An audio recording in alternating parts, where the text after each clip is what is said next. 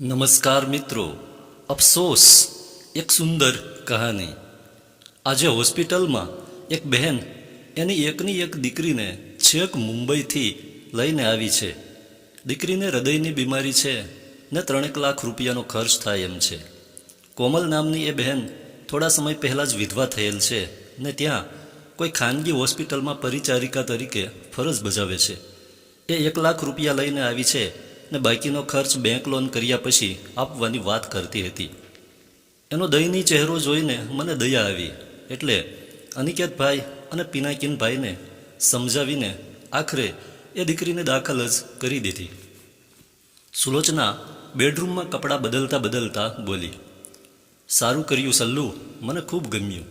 નચિકેત પલંગમાં શરીર લંબાવતા બોલ્યો। જોકે સુલોચનાના મોઢેથી સાંભળેલ કોમલ નામ તેના માનસપટ પર ફરી ઉપસી આવ્યું। એ ઊંડા વિચારમાં ગરકાવ થઈ ગયો। નચિકેતને પણ કોમલ નામની મોટી બહેન હતી। નચિકેતના પિતાજી અમદાવાદમાં મકાન બાંધકામ કરે। બહુ મોટી આવક તો નહીં, પરંતુ કુટુંબનું ગુજરાન આરામથી ચાલ્યું જાય। કોમલ 12મા ધોરણ પછી નર્સિંગના કોર્સમાં દાખલ થઈ। એ 3જા વર્ષમાં હતી ત્યારે એ જ કોલેજમાં છેલ્લા વર્ષમાં અભ્યાસ કરતા છોકરા સાથે એને પ્રેમ થઈ ગયો। બીજી બાજુ નચિકેતના પિતાજી મનોહરભાઈએ એના માટે મૂર્તિઓ પસંદ કરી લીધો।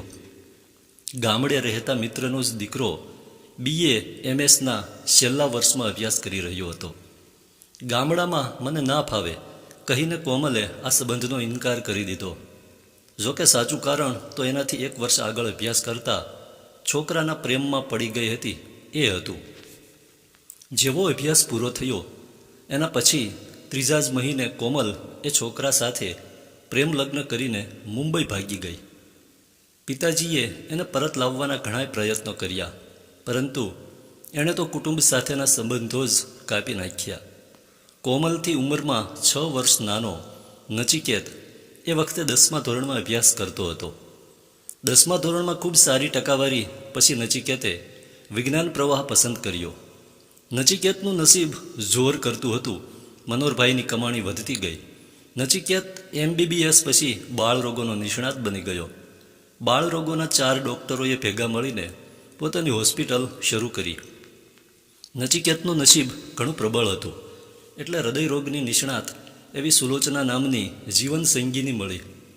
સુલોચના પણ 2 અન્ય ડૉક્ટરો સાથે ભાગીદારીમાં હોસ્પિટલ બનાવીને ખૂબ સરસ મજાની સેવા આપી રહી છે। એ હોસ્પિટલનું નામ સાંભળીને જ તો કોમલ નામની બહેન છેક મુંબઈથી અહીં એની દીકરીના ઈલાજ માટે આવી છે ને।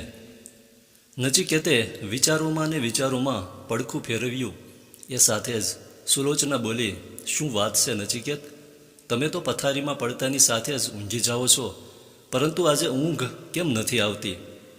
સુલ્લુ, એ બહેનનો કાલે પૂરો પરિચય મેળવી લેજે ને કહીને નચિકેતે બેઠા થઈને ટીપોઈ પર પડેલ ગ્લાસમાંથી 2 ઘૂંટડા પાણી પીધું। પણ વાત શું છે નચિકેત? સુલોચનાના પ્રશ્નનો ઉત્તર આપતા નચિકેત એટલું જ બોલ્યો, તું એનો પરિચય લાવી આપે એના પછી હું તને કહીશ। આવેલ દર્દીઓના કેસોનો નિકાલ અને દાખલ થયેલ દર્દીઓની તપાસ પછી સુલોચના કોમલ પાસે આવીને બેઠી। કોમલની દીકરીની તબિયત બાબતે પૂછપરછ કર્યા પછી સુલોચનાએ કોમલના કુટુંબ બાબતે પૂછ્યું। એ સાથે જ કોમલે સુલોચના સામે નજર કરી। થોડીવાર ચૂપ રહ્યા પછી કોમલ ખચકાતા ખચકાતા બોલી, મેડમ, આમ તો હું અહીં અમદાવાદમાં જ મારા મા બાપ સાથે રહેતી હતી। મારા પપ્પાનું નામ મનોહરભાઈ અને મમ્મીનું નામ શારદાબેન। મારાથી 6 વર્ષ નાના ભાઈનું નામ નચિકેત। હું નર્સિંગમાં હતી ત્યારે દિવ્યેશ નામના છોકરા સાથે મારું મન મળી ગયું। નર્સિંગ પૂરું થયા પછી હું મારા મા બાપની મરજી વિરુદ્ધ દિવ્યેશ સાથે લવ મેરેજ કરીને એની સાથે મુંબઈ ચાલી ગઈ। આમ તો મારા પપ્પાએ હું નર્સિંગના 3જા વર્ષમાં હતી ત્યારે જ મારો સંબંધ નક્કી કરી દીધો હતો। એ છોકરો ગામડાનો હોવાથી મેં સંબંધ બાબતે ઇનકાર કરી દીધો હતો। લવ મેરેજ પછી મમ્મી પપ્પાની લાખ વિનંતીઓ છતાં હું પરત ના ગઈ। સામેથી મેં એ લોકો સાથેના સંબંધો જ કાપી નાખ્યા।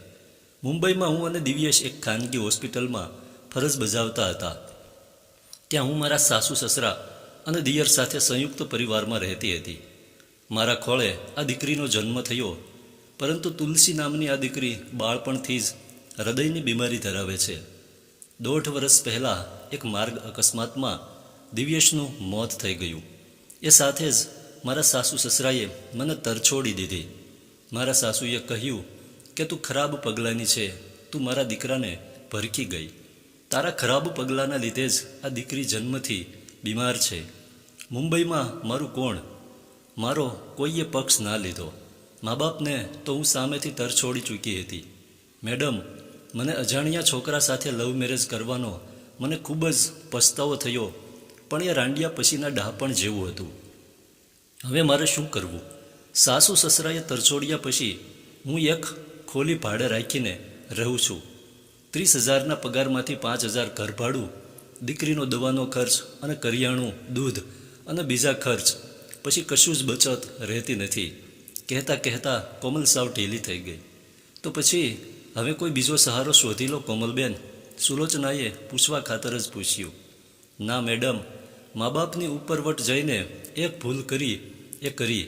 હવે કોઈ ઈચ્છા નથી સંસાર ભોગવવાની. આ દીકરી રોગમુક્ત થઈ જાય એટલે બસ, કહીને આંસુને સંતાડતી કોમલ પથારીમાં ઊંઘેલ દીકરીના કપાળ ઉપર હાથ ફેરવવા લાગી. કોમલબેન, કદાચ તમારા મા બાપ તમને સ્વીકારી લે તો પરત જાઓ ખરા? સુલોચના થોડા લાગણીમય અવાજે બોલી. મેડમ, એ વાત જ જવા દો.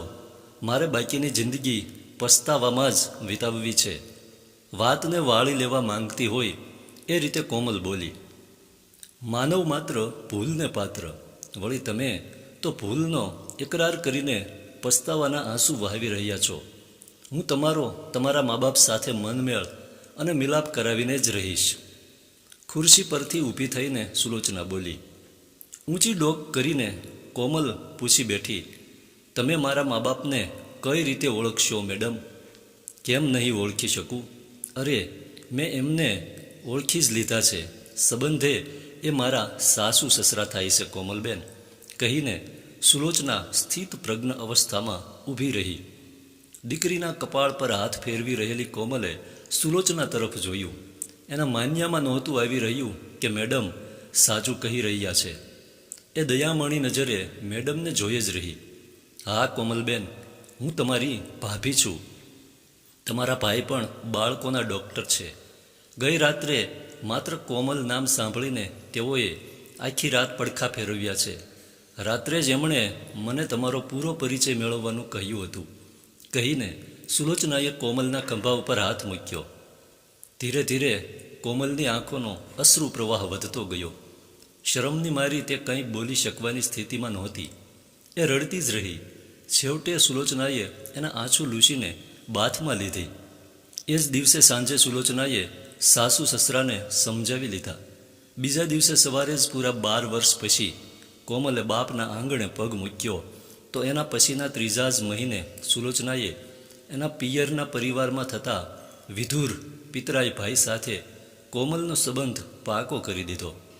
અજાણ્યા છોકરા સાથેના લવ મેરેજના 12 વર્ષના વનવાસ પછી કોમલના જીવનમાં રામરાજ્ય સ્થપાયું.